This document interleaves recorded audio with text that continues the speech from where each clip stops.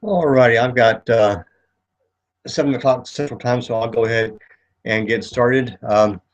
This is the Memorial Day weekend, so I don't know how much interest there'll be today. I had someone in the group had a bad connection, and so he's dropping out and trying to come back in or whatever. So, but I remembered, or I was supposed to last week, which I didn't do, and we'll do that right after the housekeeping.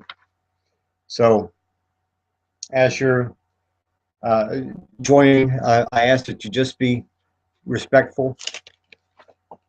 We are here to share ideas and have fun.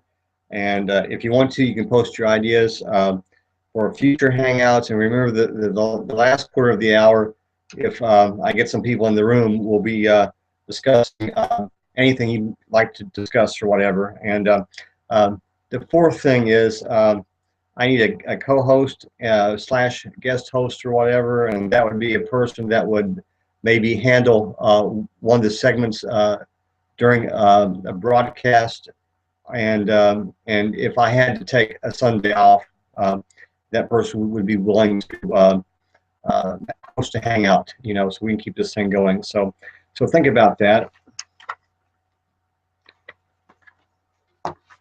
And then what I was supposed to do last week was I was supposed to talk about a little bit about who I am. That would be nice. But my name is Marvin Scott Edmonds. I go by the internet name of Enoch 327. I am basically an independent liberal in politics, and also, for that matter, in the area of religion as well. But I go down the line. There are certain things that I take a moderate approach to. There are one or two conservative ideas that I like, but basically, if you were to describe me, it would be independent liberal or independent progressive. I guess I'll talk a little about my voting history. My first vote for president was in 1984, but in 1980, I actually supported John Anderson, even though I didn't have a vote at that time. I was in a civics class at that time, and I supported him and campaigned for him within that class or whatever. So that was 1980. 1976, I was 11 years old, and I'm not quite really sure who I was for, except I would have probably been for Ford. Even though I liked Carter, the fact that Carter was from the South, I would probably have liked Ford. 72, Nixon all the way. Which shows you how smart a 7-year-old is. Anyway, my first vote in 1984 was for President Reagan, and he disappointed me. My next vote in 1988 was for the first President Bush, and of course he said, "Read my lips, no new taxes," and then he gave us taxes. So he disappointed me. In 1992, I voted for Bill Clinton because I figured if you're going to vote for somebody that's acting like a Democrat, why not just vote for the Democrat? And plus, he had some new ideas and some new energy or whatever, so I thought he'd be good for the country. And of course, he disappointed me. In 1996, I voted for Ross Perot, and of course, I was not disappointed. In the year 2000, I had just moved to the state of Texas, so I did not vote. However, I probably would have voted for Al Gore, and even though in Texas a Democratic vote is a wasted vote. So in 2004, I voted for John Kerry, and I held my nose. In 2008, I voted for Barack Obama, and I didn't hold my nose, but there again, he was a disappointment. The one thing he's going to be known for is his halfway approach to healthcare, which if we have time, we'll get into that a little bit later on. So in 2012, I voted for a gentleman named Rocky Anderson, who ran on the Justice Party. I think he got 35,000 votes in the state of Texas. I was one of those votes. He had been a former Democratic mayor of, I think, Salt Lake City. I was going to say Denver, but I think it was Salt Lake City or whatever. So he had a lot of positive ideas or whatever. So that kind of gives you a sense of my voting record. And the second thing I want to talk about is the title of this hangout and why I'm calling it the High Chair of Hope. And in 1992, Bill Clinton famously said he still believed in a place called Hope. And then this year, Mike Huckabee has said he wants to take us from hope to higher ground or whatever. And I thought to myself, they're just a bunch of babies trying to lead another bunch of babies or whatever. So I came up with the title, The High Chair of Hope, you know, and all fun aside, hope is very, very important. And quite frankly, right now, I don't see much hope in either party. So having talked about this, and if I'm the only one in the room, I'm going to cut this thing off at 7:30. So I don't see much point in doing an hour-long monologue, but I can probably talk for a half hour about it. If I just talk for 2 minutes about each member of the Republican field, I will have covered a half hour. So let's talk about this. I got this list off of the Wikipedia or whatever, people that have announced that they're running or more than likely to announce that they're running, and these are the serious candidates in the Republican field, and there are 15 of them right now. So, and no, well, I guess it's in alphabetical order. Well, no, it's not even in alphabetical order, but in the order which I got off of the Wikipedia: Ben Carson, Ted Cruz, Carly Fiorina, Mike Huckabee, Rand Paul, Marco Rubio, Lindsey Graham, George Pataki, Rick Perry, Rick Santorum, Chris Christie, Bobby Jindal, John Kasich, Donald Trump, and Scott Walker. I think the easier question might be to ask which Republican is not running for president this year. But I'll just go down the line and share my thoughts about each one of these for what it's worth. Ben Carson, I don't think is a serious candidate or whatever. I think he just wants to get his ideas on the table, and that's fine. We need to get as many ideas on the table as we can. Ted Cruz, I don't think is ready for prime time. I think he's an interesting candidate. There again, he will bring some ideas. He will force us to talk about things maybe we wouldn't want to talk about. Immigration for one. Carly Fiorina, there again, I don't think she's a serious candidate. I think she'll bring some ideas to the table. I think she'll stress how important to business the Republican Party is and how we need to take care of business. So Mike Huckabee, up until this week, I thought Mike Huckabee was a serious candidate.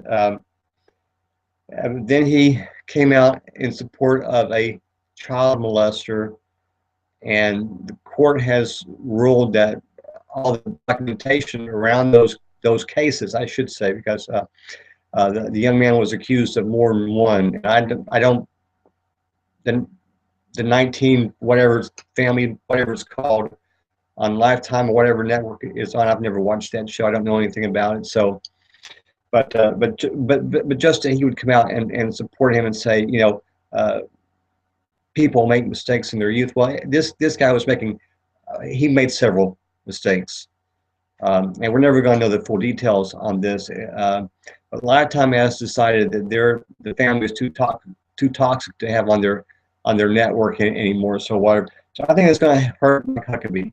You know, I think it's going to hurt Mike Huckabee among groups that he needs, mainly women and young people or whatever. It'll secure his base. It may help him win Iowa, but beyond that, I don't know.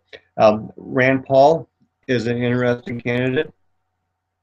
I think he will probably do better than his father, and he actually might have deep pockets enough to go a long way past Florida. I think by the time 24 hours after the Florida primary, I think the Republican field will be down to four serious candidates. I know we've got Iowa and New Hampshire, and then in South Carolina, and I think maybe Nevada or one of the other western states has a caucus or something. But Florida, I think 24 hours after Florida, we'll be down to the four candidates that can have the money to continue on. And then after that, I'm not really sure how the primaries are set up. I think there's going to be SEC primary or something, so we might get down to a couple primaries or to a couple candidates at that point or whatever. But Rand Paul, I think using his father's, I don't really want to call it a machine, but his father's apparatus that he has set up that he can get financing, he can get donations to carry him a long way. So he may get a large number of delegates, which could put him in a position to draft a couple of planks on the platform or something. I have a feeling he's going to play an important role at the convention. I don't think he'll get the nomination, but I think he's strong enough and he has the resources enough to make the long haul, as it were. Marco Rubio. I like Marco Rubio, but there again, I don't think he's ready for prime time. I feel his passion for the Cuban community in Florida, in Miami, and I know he feels bad about the rapprochement with Cuba and the direction that seems to be taking, but that might win him votes in Florida, but it's not going to win him votes. It's not going to win him votes in across the nation. I forgot about Jeb Bush. Let's go ahead and talk about him. I think Jeb Bush. Well, I will use the word machine. He can use his brother's machine. He can get some financing if he can get some people to coach him on how to handle questions, especially questions that he should know how to handle. You know, he needs to say, I love my brother, but that was a different time, and this is our time or whatever. So we need to figure out what to do or whatever. It's too early to count him out. I will say that it's too early to count him out. And of course, if he wins, if he can pull off a win in New Hampshire, and then maybe come in second place in South Carolina, and then win in Florida or whatever, he's got a very, very good chance to win the nomination. He is the one that they have to beat right now. Lindsey Graham. I like Lindsey Graham, and quite frankly, I think he may be running for vice president or whatever, because he hasn't really said anything bad about the other candidates. And Joy, are you back with us? Can you hear me?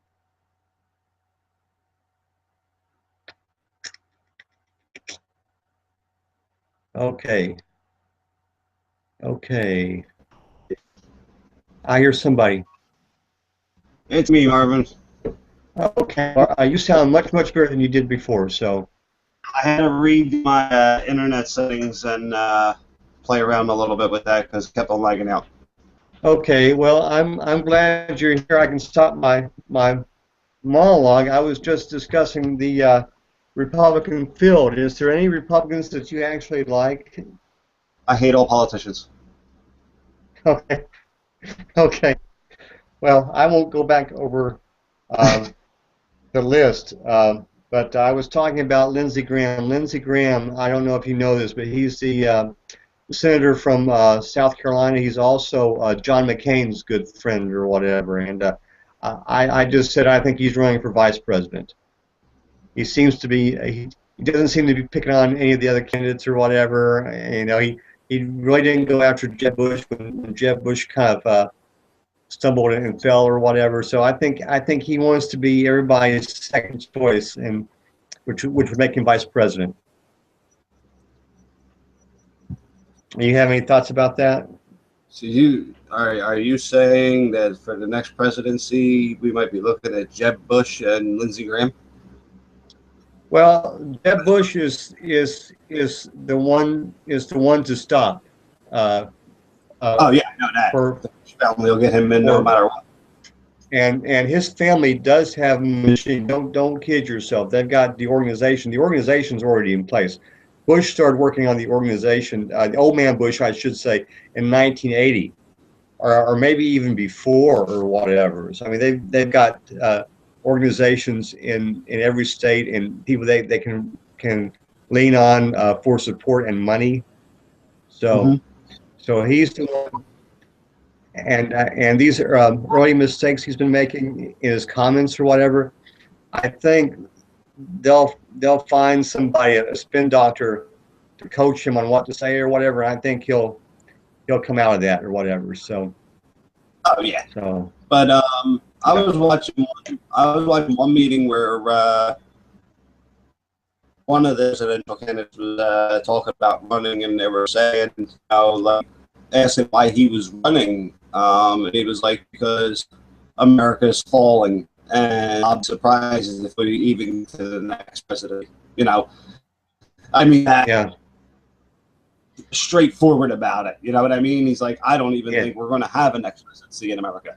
You know, just putting that down, a run coming up means a lot. You know, that's somebody who really sees everything that's going on and really sees, you know, like is worried, saying, you know, there might not be another president in the United States. Well, when Franklin Roosevelt was elected in 1932, he was talking to somebody, and he said, you know, I hope I don't screw up when I become president. And the guy he was talking to said, if you screw up, you'll be the last president or whatever, you know.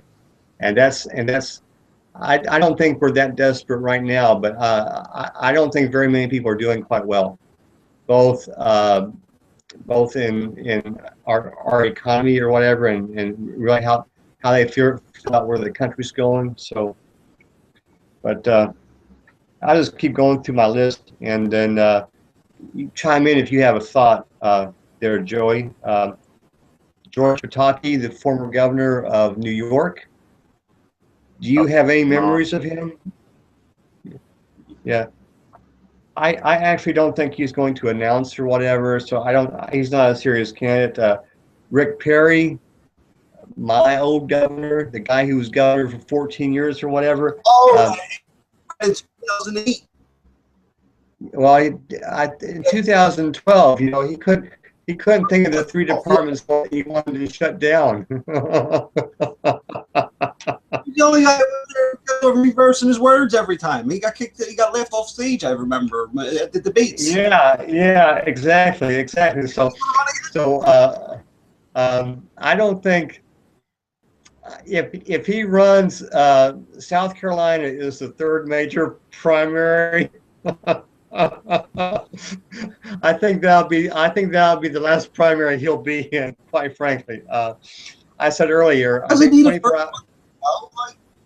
Yeah, I think he was. There was like 8 of them that started, and he was quickly the door. Well, by my count, by my count, there's 16 plus candidates or whatever, and I was listening to the show on PBS, Gwen Eiffel show, Washington Week, and they were saying that the first debate, which is going to be hosted by Fox I think in August, they're going to let the top 10 people be in that debate, and they were saying the difference between number 10 and number 11 is going to be less than a percentage point. So number 11 and number 12, they're going to carpet. But then the next debate is going to be on CNN, and they're going to actually have two debates. They're going to have like a senior debate, a varsity debate, and a junior varsity debate or whatever. So that should be a lot of fun. Last time there was just so many debates. I got to the point where I stopped watching them, or if I did watch, I was making fun of everybody. You know, I thought. That's from what I remember in 2000, I watched a couple. I really liked Ron Paul. Yeah, but except my joke about Ron. Yeah, my joke about Ron Paul was that he reminded me of the Keebler elf. Hello, Eric. Hey, Eric. We're just talking about how we're going to ruin the country for your generation in this next election. Oh, I can't wait till you turn 18 and you get to vote with us. I don't vote. Well, I don't vote in the primaries anymore. I let the parties pick them out, and then I'll either choose between the two parties, or hopefully there'll be a third party candidate running that I can support. Mr. Who? If I can remember, all throughout my life, I never voted because I never believed in politics. Yeah. I've always had a problem with government. Always. Yeah. Well, my philosophy is if you don't vote, you really can't complain or whatever. So I do like to vote in the general election, but going down the list, Rick Santorum, I don't think is a serious candidate. I think he's going to be another idiot who just believes in religion and wants to ban abortion, gay marriages, wants to put everybody in the pit of hell if you're not a Christian. Yeah, but see, we already have Mike Huckabee, so why do we need Rick Santorum or whatever, you know? No, he won't get it. Just because he has more hair? I mean, you know. He won't get it. And Mr. Chris Christie, I think my guess is well, I don't think he's going to run because he's got more skeletons in his closet that he's afraid might come out. And the other thing I'm thinking about his term ends in 2017. I know he's too long. Friggin' Jersey as fast as we can so we can get the law straight finally instead of him saying, oh, it's my way or the highway. No, you're supposed to represent the people, you idiot. You don't get to make the choices. You represent the people and what the people want. Yeah, but you know he doesn't think that way. I think his calculus is that Hillary wins. Okay, this is my speculation about what his thought process is. Hillary wins, and then during her 4 years, she's up so bad that he can come along in 2020 and beat her or whatever, you know. Because to me, she's not much of a candidate. We talked about her last week, so I don't think he's going to run for president this time, and I don't think he would accept the VP slot. You know, his ego's too big to be second banana to anybody. Bobby Jindal, he's another guy that might run, but I don't take him very, very seriously. He's had some missteps, and I think he's trying to block something in Louisiana by an executive action or what, which is why they always condemn Obama for doing or whatever. I can't remember if it's gay marriage or something like that, but he's not a serious candidate. John Kasich, I think, is a serious candidate, but I don't think he'll be able to finance his campaign. So the governor of Ohio, from what I understand, he's a pretty fair governor, you know. Donald Trump, I think if he gets in, he'll just be for laughs. I don't think he's a very, very serious candidate either. I think he's just trying to promote himself. And then Scott Walker, I don't think is a serious candidate either, you know, because of all the problems he's had in Wisconsin.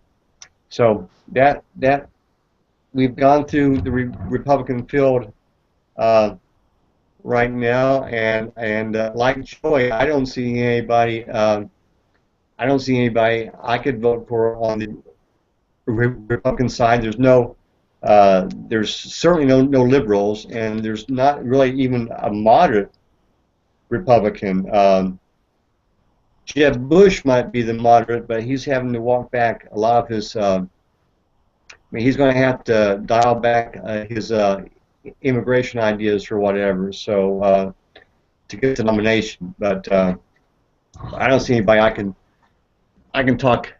can support there. We've gone over our time a little bit that I had allotted for the Republican field, but I feel like we need to talk about everybody. Any other comments about the? I want to call them the 7 drawers, but it's about 17 drawers. Any other comments about those guys? And one lady, I should say. I don't really know who all of them are, to be honest. Well, I haven't been following the political spectrum, only the yeah. What's it called? Well, our primary system is pretty harsh, and it weeds people out pretty fast. So like I said before, 24 hours after the polls close, and for the Florida primary, we'll be down to 4 candidates. These will be the 4 candidates that either have the votes or I should say the delegates or the money. So that's my guess. And of course we're 7 months away, I think, from Iowa, 6 or 7 months away. So a lot can change. So let's talk about the old health care. Obamacare? Yeah, we can talk about Obamacare. If he had just done the public option and he had the votes, he could have put it through the public option through, and I think the courts would have supported it or whatever. But the way it looks now, and I've heard people talking about Obamacare is not really that good or whatever, but I think Obamacare's days are numbered. I think either the courts will strike it down, or the next Congress will strike it down. Even if Hillary wins, I don't think she can preserve it, especially if she has Republican Congress, which is what it looks like. She wins. That's what she's going to have. Okay. Well, okay. Eric says he has lots of jokes on Obamacare. Well, to my way of thinking, the whole thing is just a big joke because it's worthless without the public option. The public option. See, my idea of health care is you keep the insurance companies, right? They insure the people that have good jobs and that can afford to pay the insurance or whatever. And then Obamacare should have been for the people that couldn't afford insurance. And there's still a lot of people that can't afford Obamacare. There's only one way that this would have been done right. Yeah. No Obamacare. You just allow the insurance companies to provide nationwide insurance instead of only being a local state. There, the free market can play and choose to put, and you can go to California and find a health provider that might only be $100 a month compared to somebody in Jersey where you're starting to stay in and $500 a month. So if you could pick different providers from all over the nation, now that's free market. That's free. That's being able to have choice. Obamacare says no. If you don't have insurance, we're making you pay for it. And all the people I know, all the friends I know, when they went to get the tax returns, lost money for not signing up for Obamacare. All of them got charged and penalized on their tax returns. Yeah. It's like, why do I have to pay for that if it's my choice? Yeah, but the thing about health insurance is that there's really no competition because it's regulated by insurance commissioners in each kind of state, and so they have so many slots that they give out or whatever. So if I wanted to start an insurance company, it would be very, very hard or whatever. So you're really not going to get true competition, or whatever. But give you all a little bit of a history lesson. If you go back to the 1960s, old people didn't have insurance. Insurance companies didn't want to cover them when they stopped working or whatever. So that's how we got Medicare. Johnson said, I will take care of the people that the insurance companies don't want to take care of, our parents and our grandparents or whatever. So the insurance companies were not fighting that or whatever. So I think the reason why the insurance companies are fought the public option so much was because they think everybody, if you get laid off from your job, you're going to sign up for the public option, and then when you get a job, you're not going to switch back. You're just going to be on the public options. I think what they saw is that over time, the public option would become de facto Medicare for all, and so that's why they're fighting it tooth and nail. But Eric will be middle aged before we get another decent shot at health care for everybody. Oh yeah. Which every industrialized nation in the world, except for us, provides health care for everybody. The Pope, not this Pope, but the last Pope said that he felt like it was the nation's responsibility to provide health care for the people. And used to be, in the olden days, it was the church. The church built the first hospitals. Mm-hmm. Most cities have a hospital that says Saint on it, and it was started by the Catholic Church. The one in Knoxville was St. Mary's or whatever. And I think it's still the biggest hospital in not see. But see, even the churches realizes that this problem is so big. And the other thing they're going to have to do, I think I touched on this last week, they're going to have to put some kind of incentive in there so that the incentive is to stay well.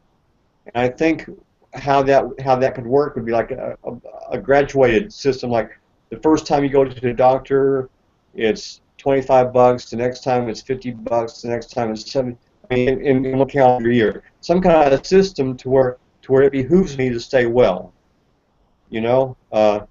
Because in ancient China, their system was just the opposite. They had these doctors that were called barefoot doctors, and what they would do, and these were basically herbologists or whatever, what they would do, they'd come to your house, knock on your door, Joey, are you okay? Is your family okay? Yeah, my family's okay. Okay, here's your $10.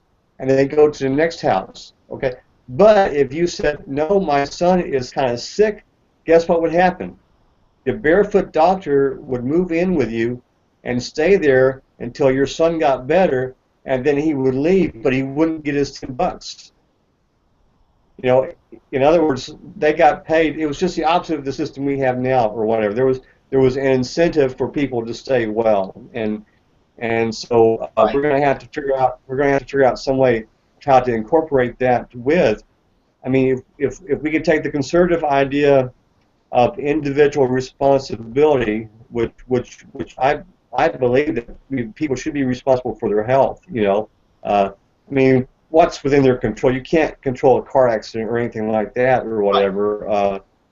Or if you're exposed to something that causes you cancer, but to the degree that you can't control your health, you should be. And then the liberal idea of covering everybody.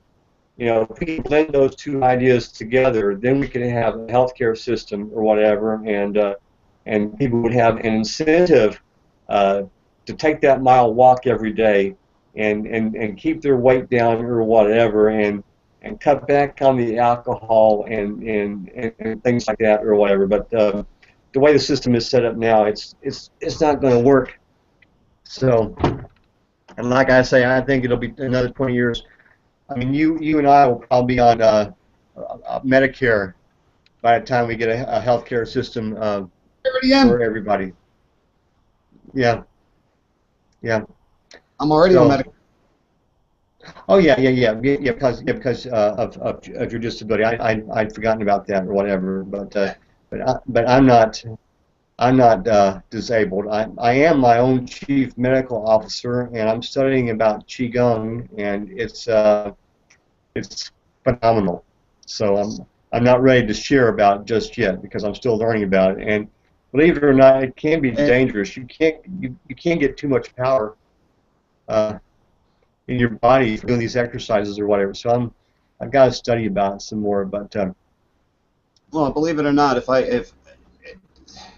I would, if I could go back to work, if I could handle society, if I could see reality like everybody else would, then I would go back to work in a heartbeat. Just because there's nothing like sitting around the house. Everybody thinks, oh yeah, well Joey sits around, collects a welfare check, or not a welfare check, a social security check, and just makes videos on YouTube, and just a waste, and it's like, oh man, you don't know how mad I wish my mind was right so I could go back to work and do something, because it sucks living like this. And I don't think people understand that aspect. Well, I'm going to try working for myself and see how that works out or whatever. I'm in a pretty good place right now. I don't pay rent. My truck is paid for or whatever. So my bills are live. I'm going to try working for myself because quite frankly, the jobs that I have worked have been the low end jobs where you just don't get any kind of respect at all. You're worth about as much as that piece of machinery over there in the corner, and you can be replaced just as fast as that piece of machinery can be replaced, whatever. So I'm going to try working for myself. So see how that goes or whatever. I got something from Social Security that says how much I would get if when I retire at. I won't get to retire until I'm 67, but anyway, they've already told me how much I've earned and how much I'll be able to draw or whatever. So it's not much. No, it's not much at all. Trust me. Yeah, and great money throughout my whole life. I worked, and that's the only reason why I'm receiving. Yeah. And basically, I don't care what I get. I think they gave me. I get $1,200 a month for myself, but they take $200 out in taxes, so it clears $1,000. And then I get $150 for each kid plus my wife. So I'm getting $1,600 from that. Yeah. And then my wife makes maybe about $1,000 a month working. Yeah. I think that a family of 5 with a $2,600 income coming in, $600 right off the top goes right to food for feeding the family of 5. Yeah. Easy. Yeah. Well, they say. I want to say they say a single person by himself should be making about 30 grand a year or whatever, and that's just an average life. That's so I don't know. I only made that a couple of years in a row or whatever. Like me and my family. You look at us, and there's 5 of us here. We're supporting, and it's under $30,000 a year when you add it all up. Yeah. That's very hard. Well, basically, it's almost impossible to try to. So live literally Friday to Friday when my wife. Well, every other Friday when my wife checks comes in, because the 3rd always pays the bills. My money comes in and pays the bills. Yeah. She gets paid bi-weekly, so every other Friday we got to wait for money to come in to do anything. There's no option for anything. Well, and that's when everybody came at me about buying the computer, when whoever put up the thing about, I'm complaining about money and bought a computer, they didn't understand at the time that my wife had worked at Sears for 2.5 years, and I was planning on stashing like $50 a month away. And we got $300 6 months later, and I would have got a new computer and just dealt with what I had. She got her 401k back from working at Sears, and it was like $600. Yeah. Well, went and got herself a laptop because she didn't have a computer, and I went and got myself a cheap desktop. And we didn't go extreme. We even had money left over after we bought the 2 computers, so it was worth it. We needed it. You can't do nothing with technology today. Yeah. Well, my 2 grandfathers, the only retirement they had was Social Security, because the company they worked for was a textile mill, and it went out of business. And when it went out of business, at that time, you didn't have to worry about the pensions or whatever. So when it went out of business, and plus they were a few years shy of retirement too. I mean, they were like late 50s, early 60s, but I think by that time both grandfathers had paid for their houses or whatever, so they didn't have that to worry about or whatever. So Social Security was enough, to cover their living expenses and pay the taxes on the houses that they had already bought or whatever. But I'm just worried that they're going to privatize Social Security and then tied to the stock market, and then we have a real bad downturn, then nobody can retire, because there won't be anything in the fund. I'll tell you what, So, if it gets to that point and they start taking it, which they will, they're going to take Social Security away because there's no money left. There's no money left in circulation whatsoever. There's nothing. Everything's way past what we could have printed. There's no way to get that money. So they're going to try stealing money from all the American people to replace to take this money back and put it back into it. And it's all bullshit because the Fed's done more than enough with taxation, the IRS, the whole banking system, and interest and everything else that you're fucked when it comes to money. And I'm sorry, there's nothing you can do. Well, half the money going to work goes right to the government as soon as you're done working your day. Well, I think in 10 or 15 years there may not be any money. They built these new toll roads here in Houston or whatever, and they don't take cash. Only the Easy Pass? You have to have an Easy Tag or whatever, and then I guess they take it out of your account. So I can see that as step one to just eliminating cash. And we just all have like a UPC on our forehead or whatever, The whole East Coast has Easy Pass tolls because we have a toll every time you cross the state. If you're going from Jersey to Pennsylvania, you got to pay a toll. If you're going from Pennsylvania to Delaware, you got to pay a toll. If you're going to Delaware to Maryland, you got to pay a toll. If you're going to you got to pay tolls. So they made Easy Pass for everything, so you could just whip through all the tolls. And getting to Atlantic City, it's like 4 tolls just to get to Atlantic City. And I live in the state of New Jersey. Yeah. Well, I don't know how low your gas taxes are there, but we have some of the lowest gas taxes in the country in Texas because, of course, we're an oil country or whatever. Right. And so when they build a new road, they make it a toll road or whatever, and then you pay for that, and then they have what they call the feeder lanes. They never build a toll road without there being a feeder lane. So in the feeder lanes, of course, have the red lights and everything or whatever. Right, we have them. You'll have the toll booths, and then you'll have 3 lanes on the left-hand side that don't stop. They just keep on traveling at 55 miles an hour on the highway, and it snaps the picture of your Easy Pass every time you go by. That's the quick lane. Yeah. Stop on the highway. Yeah, but anyway, the interstate, the toll road, you can go 65, 70 miles an hour on it, but the feeder road, you'll be doing 40 or 45 or whatever, and there'll be a red light every mile, But that's okay with me, For over here, just for a 15-minute drive for me to go to Jersey and Philly, it cost me $5 at the toll. It's $5 just to go over to Philly. Well, there's a toll road. I live north of Houston. There's going to be a toll road that's going to be from Katy, which is west of Houston.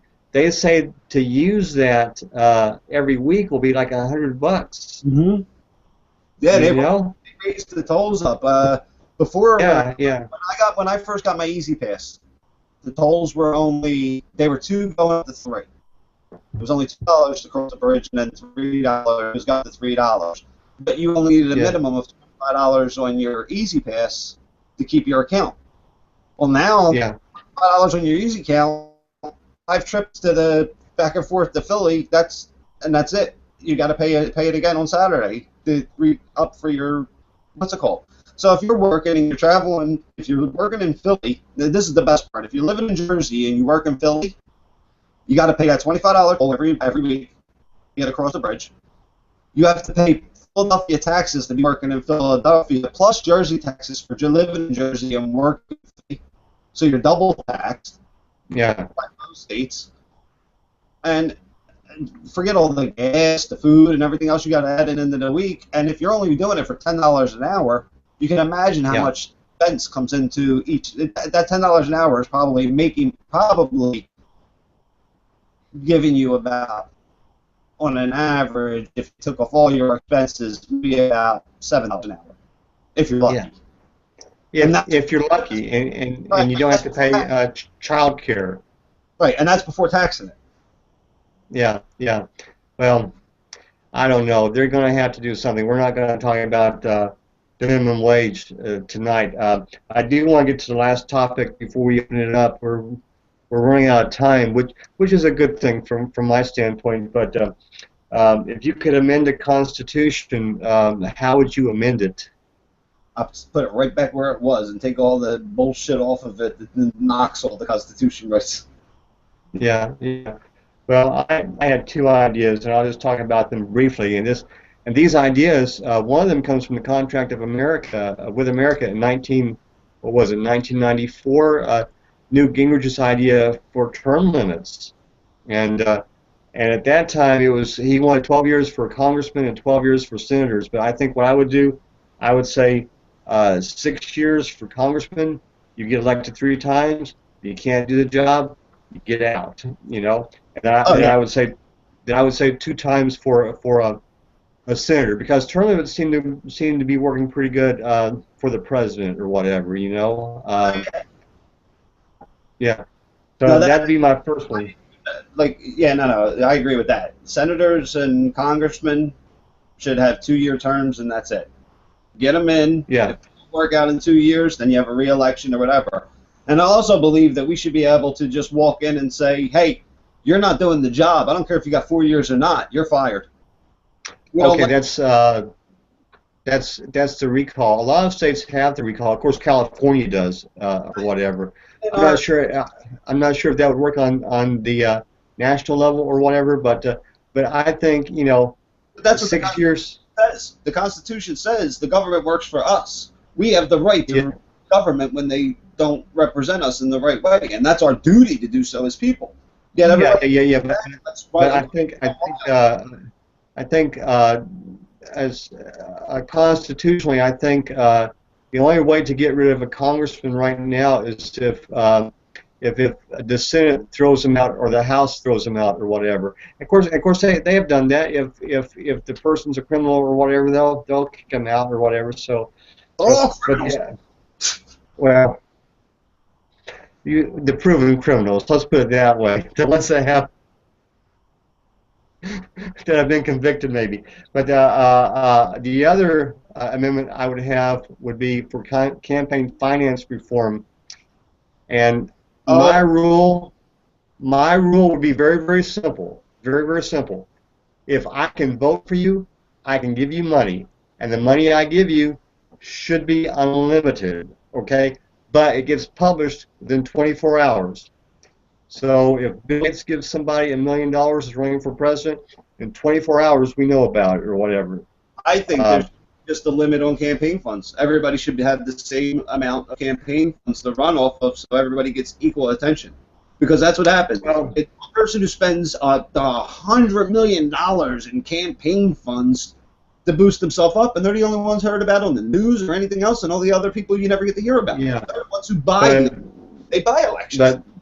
But my amendment would eliminate soft money, because unions can't vote, parties can't vote, corporations can't vote. So they would be barred from giving money, and the only money that I could give would be like for my governor.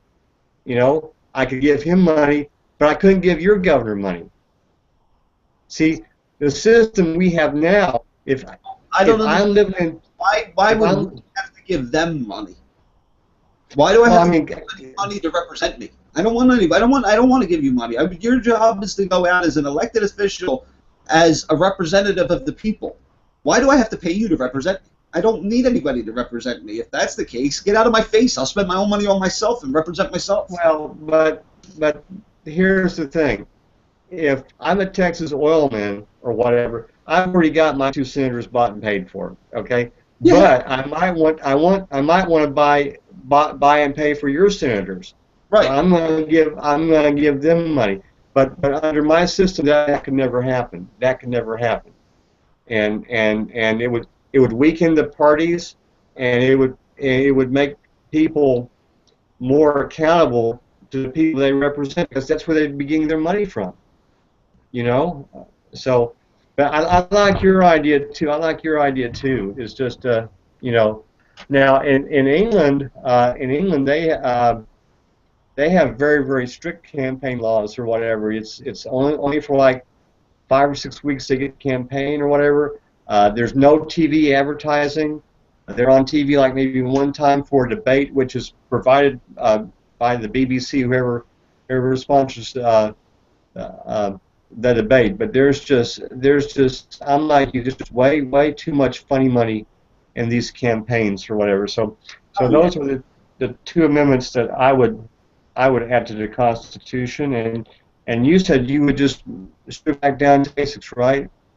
Oh yeah, I'd have open carry laws everywhere around the world, all around the country. Yeah. There would be no. I don't need a permit to carry my gun concealed, and that's the only way I can carry it, because that's all a permit does. The law is you can carry a gun in the open anywhere you want in the United States because it's constitutional. Yeah. But what they do is they arrest you, they take you to court, they process you, they charge you, and then they let you go, and you have to go through all the bullshit. You don't get charged for anything, but you do have to go through all the bullshit with the courts, and it's wrong. Then you go to somewhere like Texas, where it's open carry, isn't it? I think it's concealed carry. I think the only people that are allowed to be open carried are like if you're an officer. I know Arizona's open carry. Yeah, they're trying to get open carry, and I think the college campuses they're trying to get it to where you can have a concealed weapon if you're a student on campus. They play the opposite of psychology on people. They say, well, if everybody had guns, it was the Wild West again.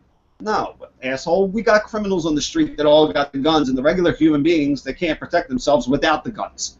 So if everybody had guns, the criminals would think twice about coming to rob you because they know everybody's got guns. Well, some lady here in Houston got shot in the back because she cut somebody off on the highway, and I think they caught the guy that did it or whatever. I think she's gonna live, because the bullet had to go through her door and through part of the seat or whatever before it went into her back or whatever. But knowing here people in Texas have guns, I'm a very safe driver. I'm a very courteous driver. It's like you say, if I see that deer rifle, I see that the deer rifle in the back of the pickup truck, on the rack or whatever. Hey buddy, it's your highway, man. Go as fast as you want to. Let me get out of your way, as a matter of fact. Okay, so we've talked about our 3 topics or whatever. Probably didn't solve any problems tonight, but does anyone have anything they want to talk about in the last 8 minutes? Really, like I said, these politicians that I'm really good at because of my whole view on the world and the way everything is. I can't sit there and just as a matter of fact, I even popped up George Carlin's American Dream and posted that as what's it called? Because if you think about it, everything he says is real. If the game's rigged, we're all just puppets in this game, and the politicians will do whatever they want. They come after your money, and we just sit there and take it. I do want to say this about Ireland yesterday. They're the first nation in the world to have a referendum about gay marriage, and it passed. I didn't hear how good it passed, whatever, but I imagine it was pretty good.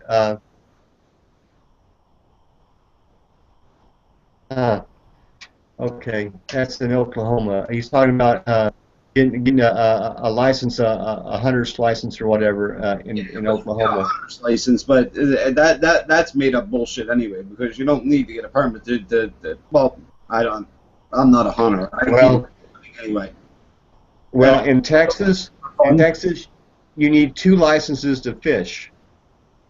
Okay, and Governor Perry never raised taxes, but he quadrupled the fees for hunters and fishermen or whatever. But the reason why you got to have 2 licenses to fish and plus a hunter's license if you want to go hunting, but you need 2 is because we've got saltwater and freshwater, In other words, one license wasn't enough to cover both. You know, Right. if you go down to Galveston and fish down there, you got to have a license. If you go up to Lake Conroe or some of these other lakes or whatever around here, you got to have a freshwater license or whatever. So they're making money hand over fist. But and just to get back to Ireland for a minute or whatever, they there's a couple of lakes in Oklahoma you can fish for free. Well, if I feel like driving to Oklahoma, well, first of all, I don't like to fish. So, but if I feel like fishing, I may drive to Oklahoma.